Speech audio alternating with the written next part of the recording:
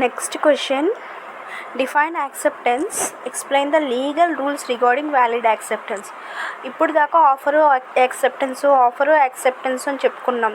అసలు యాక్సెప్టెన్స్ అంటే ఏంటి, దానికి యొక్క లీగల్ రూల్స్ ఏంటి for acceptance of valid acceptance అవ్వాలంటే దానికి రూల్స్ ఏంటి, యాక్సెప్టెన్స్ అంటే ఏంటి.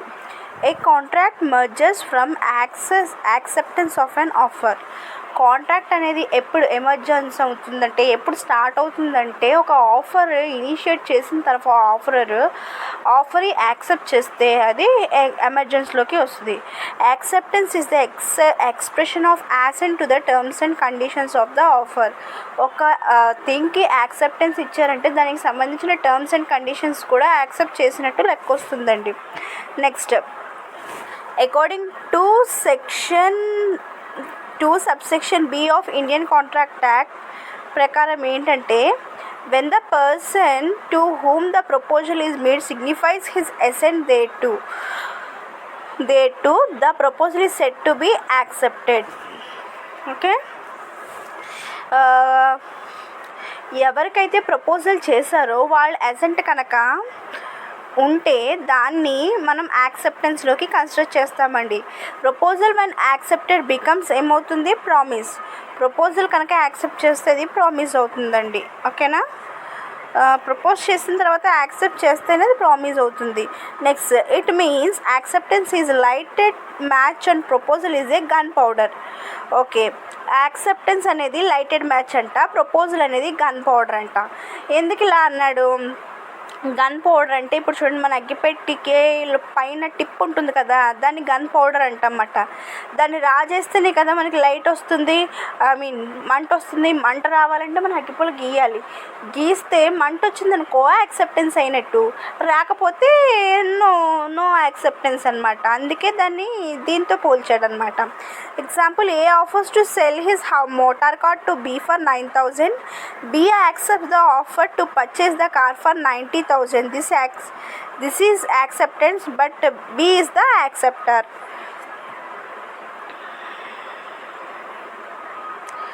సో ఈ ఆఫర్లో ఏ అనేవాడు సెల్ చేస్తుంటే బి అనేవాడు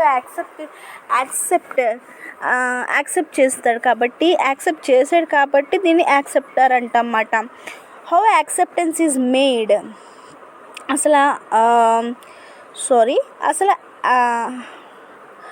అసలు యాక్సెప్టెన్స్ అనేది ఎలా జరుగుతుంది అనేది చూద్దాం. Acceptance may be express or implied. Acceptance అనేది ఎక్స్ప్రెస్గా ఉండొచ్చు, ఇంప్లైడ్గా ఉండొచ్చు. Essential elements of valid acceptance ఏంటో చూద్దాం. అసలు దాని యొక్క ఎసెన్షియల్ ఎలిమెంట్ ఏంటి, వ్యాలిడ్ యాక్సెప్టెన్స్ అని మనం ఎలా చెప్పగలుగుతామంటే, చూడండి, acceptance in order to be binding must be absolute and unconditional. So ఎలా ఉండాలంటే యాక్సెప్టెన్స్ అనేది బైండింగ్గా ఉండాలి, అన్కండిషనల్, కండిషన్స్ పెట్టేలా ఉండకూడదు. యాక్సెప్టెన్స్ అనేది absolute implies acceptance of an offer must be respond with all the terms and conditions of the offer.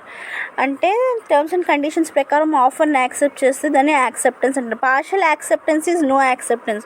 సగం accept చేసి సగం accept చేయకపోతే దాన్ని మనం యాక్సెప్టెన్స్ అనం. Acceptance should be unconditional. ఎలా ఉండాలి యాక్సెప్టెన్స్ అంటే, కండిషనల్గా ఉండకూడదు. This means the acceptor should not assert any condition to the acceptance. Acceptance చేసినప్పుడు టర్మ్స్ అండ్ కండిషన్స్ తగ్గట్టుగా మనం ఉండాలి, దానికి కౌంటర్గా మనం కండిషన్స్ అనేవి పెట్టకూడదు. Okay, and acceptance with a variation or alteration is acceptance with a variation or alteration is acceptance. A offered to sell his car to TV for 5,500.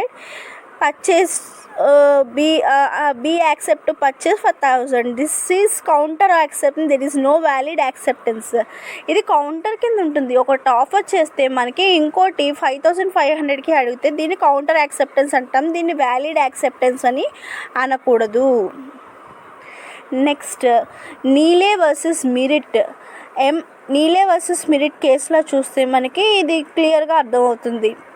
ఎం అనేవాడు ఏంటి ల్యాండ్ అనేది ఎన్కి అమ్ముతానన్నాడు 280,000కి. ఎన్ యాక్సెప్టెడ్ అండ్ సెంట్ చెక్ $80 పంపించాడు with the letter of acceptance.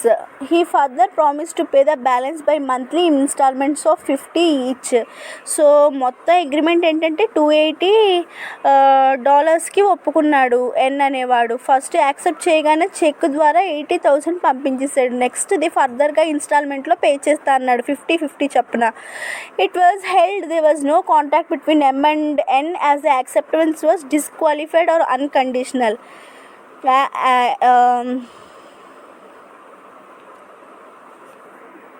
So ఇక్కడ disqualified అయినట్టు మనం తీసుకోవాలన్నమాట. ఎందుకంటే వీళ్ళ మధ్యన అసలు కాంట్రాక్టే లేనట్టు మనం డిక్లేర్ చేయాలి. ఎందుకంటే ఇది కండిషన్స్కి కాంట్రాగా ఉంది కాబట్టి ఈ కేసులో అనేది ఎన్ఫోర్సబుల్ అవ్వదు.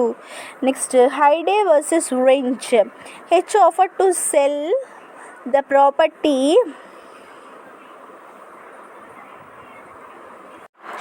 సో హైడే వర్సెస్ రెంచ్ ఏమంటున్నాడంటే H offer to sell his house to W for $1,000. వీ replied to offering to buy it for W replied for $950 counter replied. He refused this offer. Subsequently W wrote to H that he was prepared to pay $1,000 for the house property. He did not agree. It was held on no contract.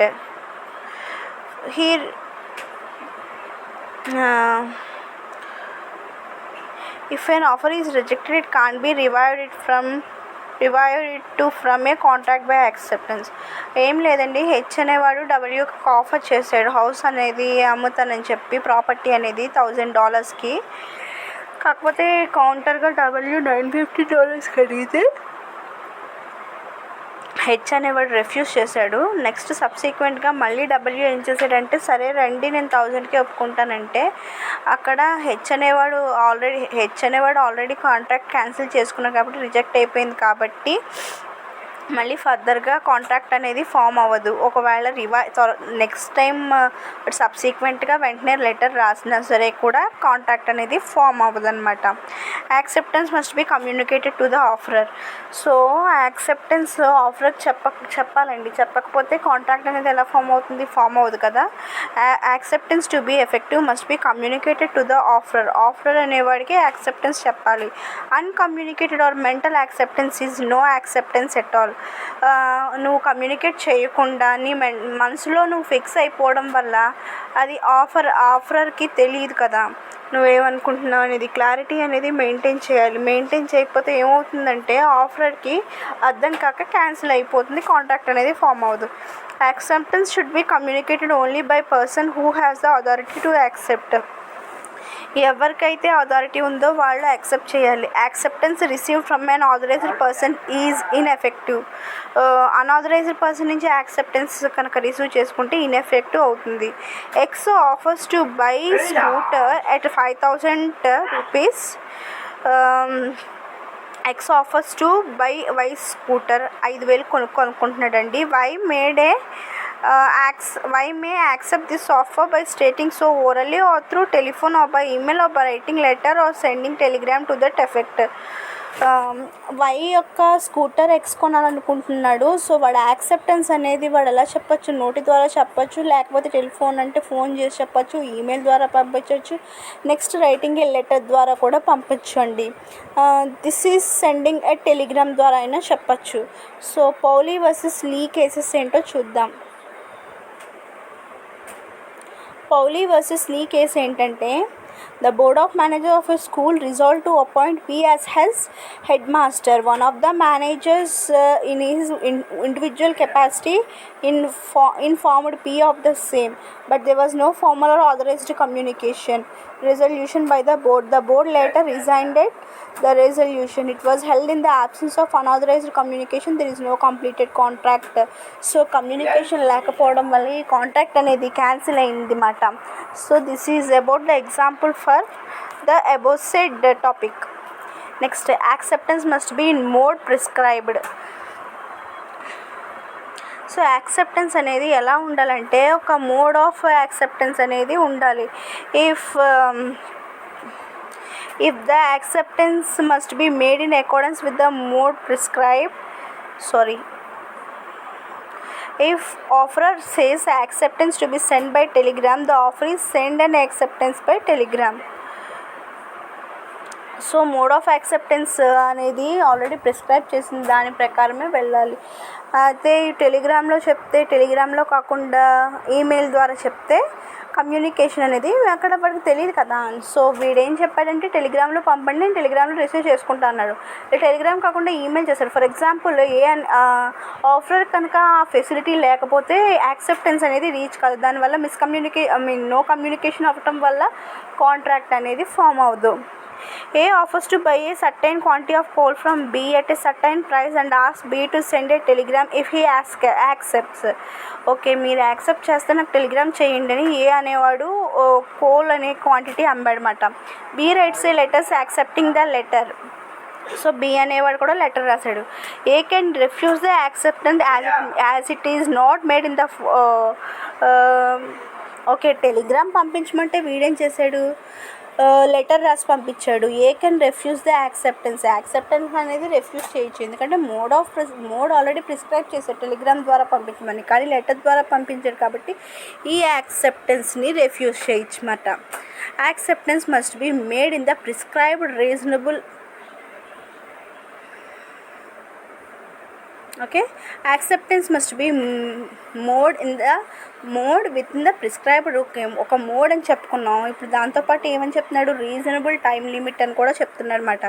అంటే acceptance to be valid must be made or given within the time allowed by the offeror ఇచ్చిన time allowed పీరియడ్లోనే acceptance అనేది చెయ్యాలి. So acceptance must be made in a reasonable time limit అన్నమాట. So acceptance ఎప్పుడు కూడా reasonable time లిమిట్లో చేయాల్సి ఉంటుందన్నమాట.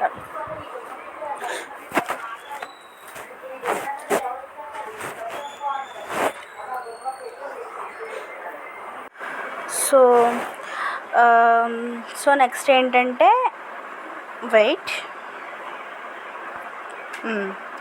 రీజనబుల్ టైం లిమిట్ ఉంటుందని చెప్పాం కదా. Acceptance to be valid must be made within the time allowed by the offerer time allow చేసిన టైం లిమిట్లోనే యాక్సెప్టెన్స్ అనేది చెయ్యాలి. ఫర్ ఎగ్జాంపుల్ 3 days చెప్పాడు అనుకో, 3 daysలో మన యాక్సెప్టెన్స్ అనేది చెప్పాలి. 3 daysలో చెప్పకపోతే నో యాక్సెప్టెన్స్ అని కన్సిడర్ చేసేసి ఆ కాంట్రాక్ట్ అనేది ఫామ్ అవ్వదు. And offer lapses if not accepted in prescribed time if no time is prescribed by the offerer. Acceptance must be made within a reasonable and proper time. What is reasonable time is a question of fact and would depend upon the circumstances of each case.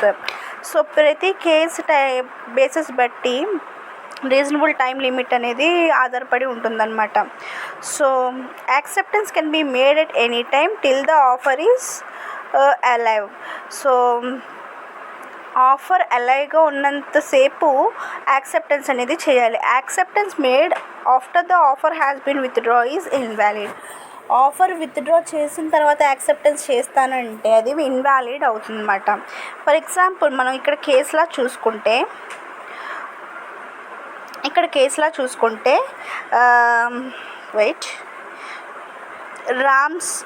రామ్స్గేట్ Victoria hotel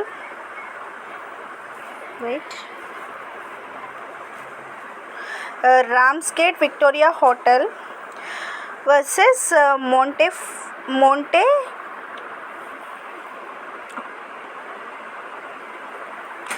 Montefiore. In this case, M applied for shares of R company on June 8th.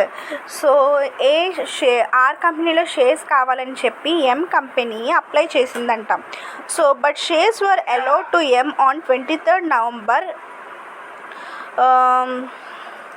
ఎప్పుడు జూన్లో apply చేస్తే 23rd నవంబర్లో allotment అనేది జరిగింది. therefore refused to shares allotted. The court held that M has entitled to refuse to take share because that was inordinate to refuse to take because their inordinate delay in acceptance 6 months could not be considered as a reasonable period in ఈ case. So 6 months తర్వాత అనేది allotment చేశారు కాబట్టి accept చేయలేదు. So court అనేది delay in the reasonable time అని చెప్పేసి అది రెఫ్యూజల్కి ఎన్ఫోర్స్మెంట్ అనేది ఇచ్చిందనమాట. Acceptance can be given by the offeree and no one else. So offer ఎవరికైతే మనం ఆఫర్ చేస్తున్నాం వాడే యాక్సెప్టెన్స్ ఇవ్వాలి తప్ప వాడి తమ్ముడో అక్కో చెల్లో నాయనో యాక్సెప్టెన్స్ అనేది ఇవ్వకూడదు అనమాట. If an offer is made to a particular persons it can be offered by him only whether the offer is made by A to B. The acceptance by C would be inoperative. చెప్తున్నాం కదా, ఏ అనేవాడు బీకి offer చేసినప్పుడు C అనేవాడు మధ్యలో వస్తే కనుక అది ఇనాపరేటివ్ అవుతుంది. A general offer to the world at large can be accepted by anyone having knowledge of the offer. So ఇక్కడ జనరల్ ఆఫర్ ఏదైతే ఉందో అది అనేది యాక్సెప్టెన్స్ అనేది లార్జ్లో ఎవరైనా యాక్సెప్ట్ చేయొచ్చు. కానీ with having adequate knowledge regarding that particular element can accept. కానీ స్పెసిఫిక్ ఆఫర్ అయితే ఎవరికి యాక్సెప్ట్ చేస్తుందో వాళ్ళే యాక్సెప్ట్ చేయాలి. Acceptance must be given before the offer elapses or is revoked. అది రివోక్ అవ్వకముందే యాక్సెప్టెన్స్ అనేది చేయాలి. Acceptance should be given before the offer is elapsed by the expiry of fixed or reasonable period. So reasonable period కానీ fixed period కానీ టైంలోనే మన acceptance అనేది ఇవ్వాలి. Before it is revoked by the offer అంటే తిరిగి రీబ్యాక్ తీసేసుకుంటాడు. మీకు ఆఫర్ అనేది యాక్సెప్ట్ చేయట్లేదు రీజనబుల్ టైంలో వాడు రీబ్యాక్ తీసుకుంటాడు అనమాట. Acceptance given after the lapse of the offer can't rise to the contract. Revoke అయిపోయిన తర్వాత ల్యాప్స్ ఆఫ్ ద టైం అయిపోయిన తర్వాత కాంట్రాక్ట్ అనేది రైజ్ అవ్వదంట. For example A makes an offer to B on Monday to be accepted within a week. A అనేవాడు బీకి contract మాట్లాడుకున్నాడంట within వీక్లో యాక్సెప్ట్ చేయాలని. B accept the offer of 10 days such and acceptance is not a valid. వీక్లో accept చేయమంటే 10 daysలో accept చేశాడంట అది. సో అది వ్యాలిడ్ యాక్సెప్టెన్స్ అవ్వదు. Acceptance must be aware of the offer at the time of acceptance. So యాక్సెప్టర్కి offer accept చేసే ముందే దాని గురించి కంప్లీట్ నాలెడ్జ్ ఉండాలన్నమాట. There can be no acceptance without any offer. Acceptance follows offer. So offer లేకుండా acceptance అనేది ఉండదు. Offer ఉంటేనే యాక్సెప్టెన్స్ అనేది ఉంటుంది.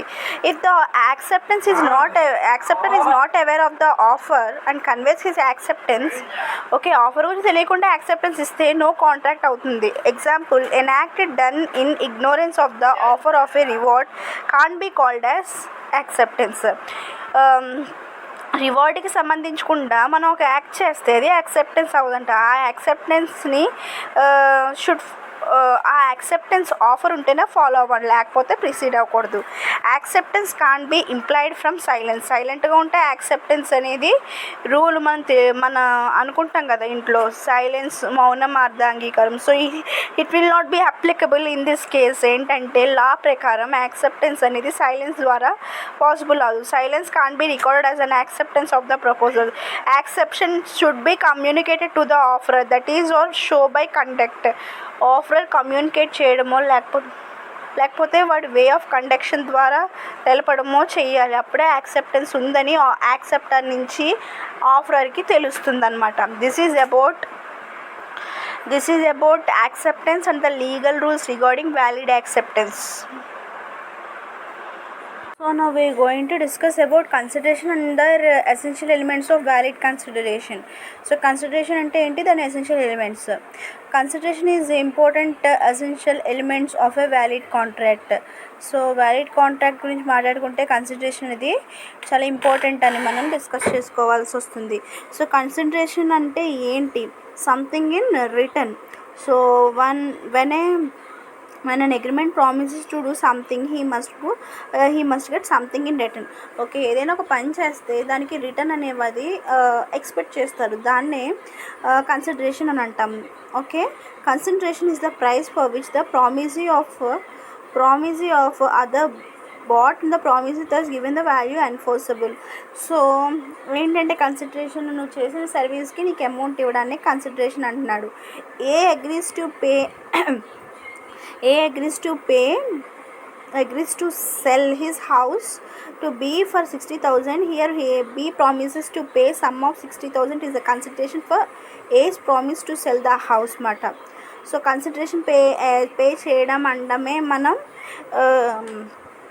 ఇక్కడ మనం అమౌంట్ రిటర్న్ పే చేయడాన్ని మనం కన్సిడరేషన్ అంటాం అన్నమాట. సో లీగల్ రూల్స్ ఏంటంటే చూద్దాం. ఇంపార్టెంట్ రూల్స్ ఏంటంటే first, consideration must B move at the desire of the promise. So ఒక ఆఫర్ మనకి సర్వీస్ ఆఫర్ చేస్తున్నాడు, మనం అనేది వర్క్ చేయాలనుకుంటున్నాం. అలా చేస్తున్నప్పుడు ఆ కన్సిడరేషన్ పాయింట్ ఆఫ్ వ్యూ ఎవరిది, డిజైర్ ఆఫ్ ద ప్రామిసర్ అవుతుంది. The promise must have done at the desire of the third party or without the desire of the promise can't be A good consideration.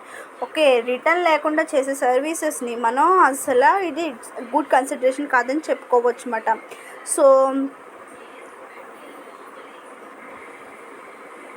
So A sees B's house on fire and helps in extinguishing it. B did not ask for A's help. A can't demand payment for services. Okay, B house కాలిపోతుందని చెప్పి help చేశాడు. B అనేవాడు house కాలిపోతుందని help కోసం ఏని అడగలేదు. So దాని ద్వారా ఏ అనేవాడు బి నుంచి అమౌంట్ అనేది ఎక్స్పెక్ట్ చేయలేదన్నమాట. Okay, next, consideration may move from the promisee or any other person. Consideration may be given, supplied by the promisee, any other person who is not party to the contract.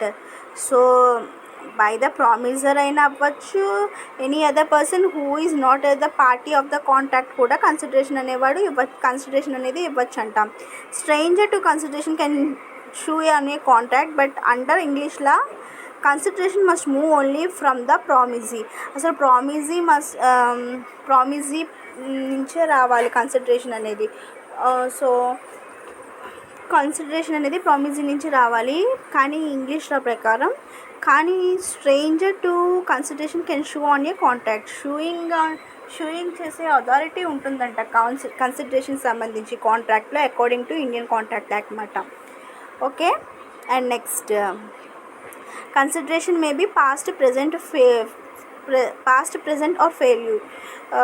Consideration may be past, present or future, but the English la consideration may be present or future but never past. Consideration past ki, present ki, future ki service చేసినందుకు pay చేయొచ్చు, కానీ English లా ప్రకారం only present ఫ్యూచర్కి basis మీదే consideration అనేది pay చేస్తారు. Consideration need not B adequate. So consideration అనేది యాడిక్వేట్గా ఉండాల్సిన అవసరం లేదు. Consideration must be real and not illusionary. So మన ఇల్యూజనరీ అంటే ఇమాజినేషన్కి ఉన్నట్టు ఉండకూడదు, అది రియల్గా ఉండాలి కన్సిడరేషన్ అనేది. Consideration must B lawful. ఆ లాఫుల్ అంటే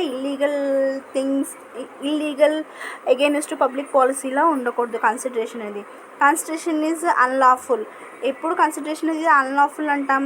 if it is forbidden by law వల్ల ఫోర్బిడన్ అయితే, ఫ్రాడ్యులెంట్ కానీ, ఇంజురీ టు ద పర్సన్ కానీ, ప్రాపర్టీ ఆఫ్ అనదర్ పర్సన్ కానీ, కోర్ట్ రిగార్డ్ ఇట్స్ అని ఇమ్మోరల్ అని కానీ, అపోజ్ టు పబ్లిక్ పాలసీ కానీ, ఇవన్నీ అయితే అన్లాఫుల్ అవుతుందన్నమాట. Consideration may be act or obsessions of promise. Consideration దేనికి ఇస్తాం? ఏదైనా ఒక పని చేయడానికి లేకపోతే చేయకపోవడానికి. So it may be either positive or negative. Consideration need not be doing some act, it cannot be okay, ఒక పని చేయడం కోసమే కాదు, ఒక పని చేయకుండా ఉండడం కోసం కూడా కన్సిడరేషన్ అనేది ఉంటుంది. Consideration must be something which the promisor is not already bound to do so. A promise to do what is done is already bound to do so either by general law or any existing contract. Promise అనేది general law or existing contract law ప్రకారం మనం follow అవ్వాల్సి ఉంటుంది. Is not a good consideration for new promise. So కొత్తగా promise చేస్తున్నందుకు ఆ consideration అనేది good అవ్వదు.